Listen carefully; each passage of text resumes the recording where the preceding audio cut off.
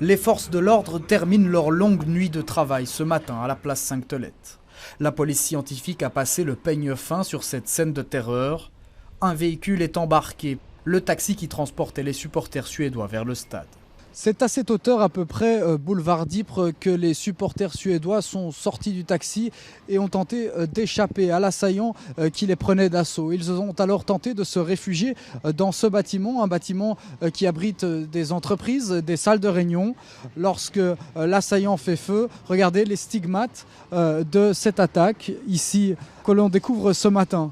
Peu avant 8 heures, la police lève le périmètre de sécurité. Le trafic reprend son cours habituel. Et les riverains découvrent le lieu du crime à quelques mètres de leurs habitations. J'ai attendu le coup de feu, minimum 6 ou 7. Et après, j'ai ouvert le balcon. Je vois Allahu Akbar, Allahu Akbar. Et après, j'ai fermé le balcon. Je ne sais jamais il y a une balle perdue, ou je ne sais jamais. Hein. Moi, j'ai 48 ans ici. C'est catastrophe. Jour un jour, catastrophe. Les années 70, les années 80, ce n'est pas comme ça l'Europe.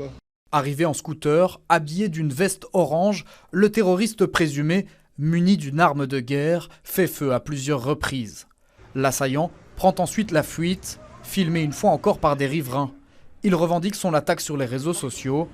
Bruxelles est alors plongée dans une chasse à l'homme.